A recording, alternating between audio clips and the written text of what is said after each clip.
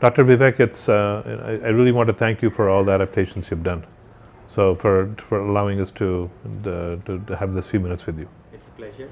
Okay. So let me start by just asking you a few preliminary questions. Sure. Where were you born, and what was your growing up like?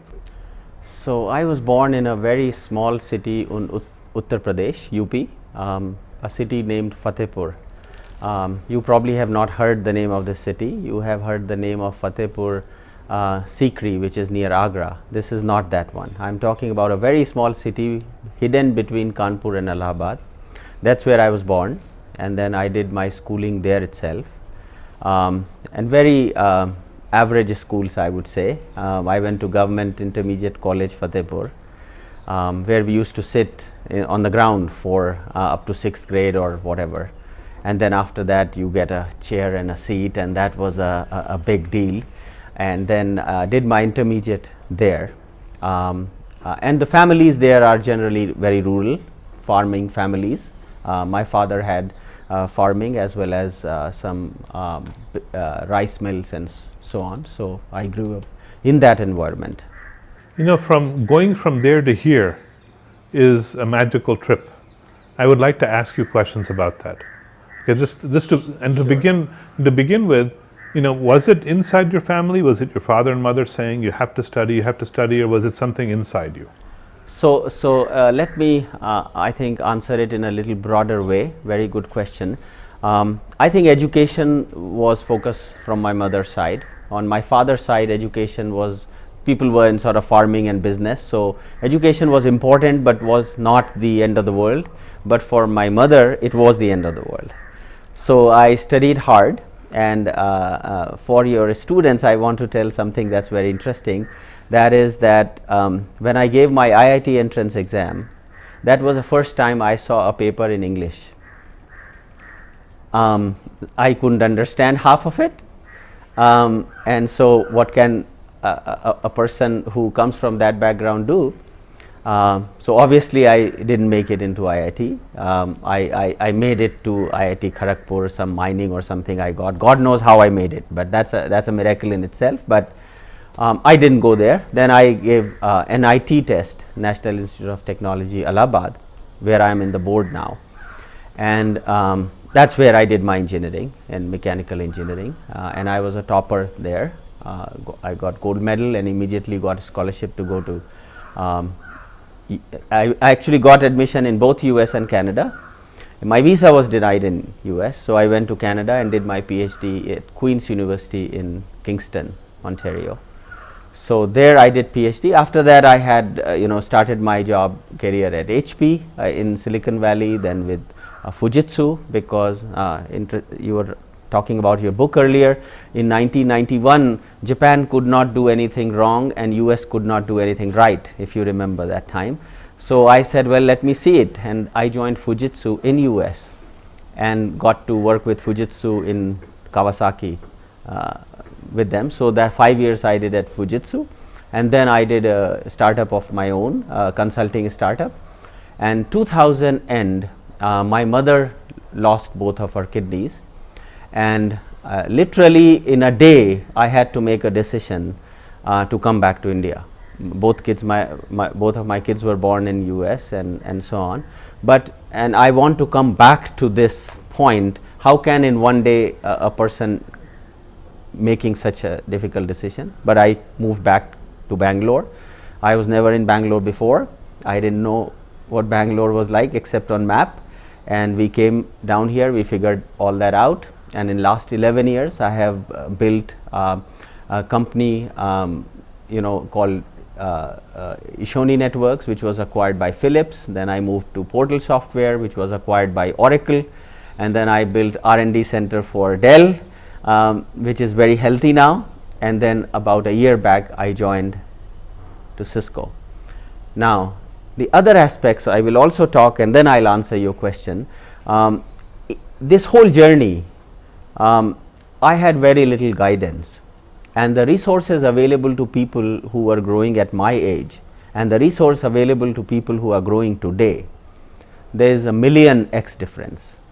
So there was no real person to mentor me or advise me and so on. So literally through our own, school of hard knocks, I have grown, and very proud of it. And speaking at whether it's Stanford or Berkeley or many other very celebrated schools in US and in India, it makes me very proud to say that I come from Fatehpur, where I went to Government Intermediate College and studied in these situations. So now that journey that I have covered, to answer your question, mother was the person who motivated for education, and after that it was pretty much my own drive of what I wanted to achieve. First, it was very technical in nature, so I wanted to be the best in what is called electronic cooling technology. As the computers become hotter and hotter, it was becoming very difficult to cool them, and I became the world expert in that. Actually, I used to teach courses on that and all that. So the whole drive was to become the best in whatever I did, and I did become best. I have several patents in that area and so on. And then after I achieved that place, I gave up and moved into general management. So marketing, sales, general management, and then worked in all the companies that I talked to you before about. So very round career I have, both in my professional life as well as whether you call it academic life or any of that sort. There is a whole ocean full of people in India that would marvel at what you have done, but quickly say, well, he's a genius, that's why. No, I am very ordinary person. I don't have above average intellect. If you measure my IQ, I've never done it, but it will probably be as close to any of your students as it gets. I'll be among one of them. So what makes a person like me successful, or at least what has worked for me? I think number one is to have a vision of what you want to achieve. So know where you are heading. I keep telling people, any road is good enough if you don't know where you are going. So knowing what you want, and it can keep changing in different stages in life, is fine. But knowing where you want to go is probably the number one thing I'll say. So have a very clear vision of what you want, 5 years, 10 years, 20 years, whatever your time frame is, one. And then two, have a strategy to achieve that goal. And in that strategy will be some people who will help you get there, whether as a mentor or a coach or something. That's part of the sort of little bit of strategy. So your strategy should be based on the type of people available to you to mentor you. And once you have the strategy and the people who can help you, number three is plan. Have a very detailed plan with milestones of what you want to achieve. Continue to follow your plan and persevere. Up to 3 is fairly easy. 4th is where you have to persevere day in and day out, and you will have many failures. Actually, if I start listing you my failures, the list will be longer than my successes. But failure is a step, one step before success kind of thing, right? So have perseverance to go through it and correct your course as needed, and then continue this vicious cycle. You achieve that goal or achieve that vision, and at 5 years, 10 years, you may want to achieve something else at that point. Just go and repeat this whole thing again. Work very hard. The key to success is under your alarm clock. That is absolutely true. Work very hard and have a very strong values which will be the framework for your life. Tell me about these values. What do you mean? So, values you can talk about a lot, and I'll just give a simple answer. The 2-3 values that define Vivek Man Singh, what are they? Which will not be compromised whether I fail or succeed. So, for example, integrity. I will not take a shortcut to success, even if I achieve my life's goal. I'll let that goal go if I have to choose between compromising the integrity to achieve that. So some values, telling the truth or hard work, or all of the leadership type qualities which decide the framework. And if I have to name one, I will say really integrity. So have that very clear. And your success definition.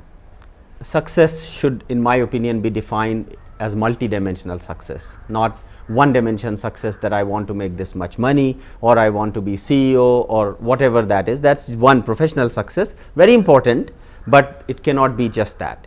It should have, in my opinion, it should have spiritual success, it should have physical success. You don't want to die of heart attack when you have achieved your goal, so physically you have to pay attention. You should have relationship success, where relationship with your family or parents or children or spouse or neighbors or teacher, all relationships could be part of that. You should have giving back success. What do you want to leave for the world or country when you pass? So multi-dimensional success, not just your professional success in terms of money.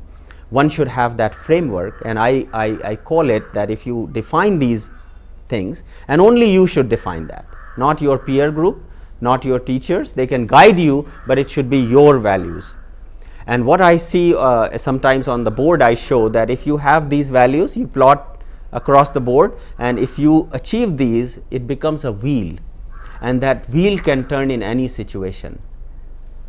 If you have very single dimensional success, it's very hard for life to turn, and generally towards the end you will say that, okay, I wasn't thrilled with my life.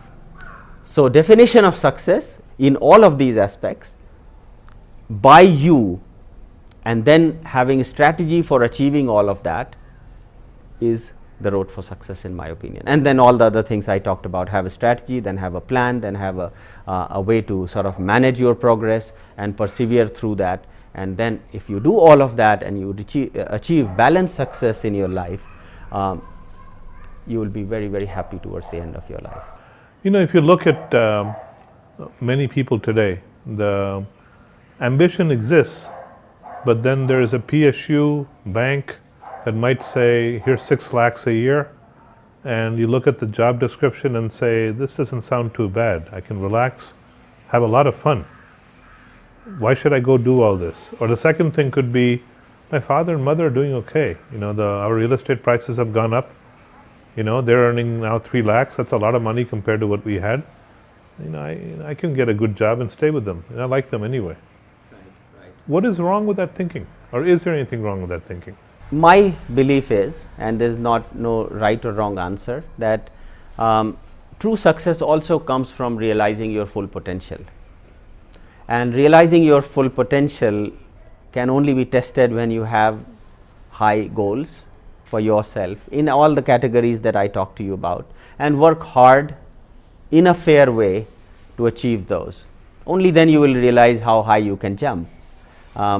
If you take easy path, what legacy would you have left, and how would you have realized your full potential? Nothing wrong in taking a good job and staying with your parents or achieving your professional goal, but make sure you test yourself and realize your full potential, and I think everyone would find that very rewarding. So ultimately you will fail at some point, and that will decide your potential. So ultimate success lies in the last failure that you will have, not in all the successes that you have achieved.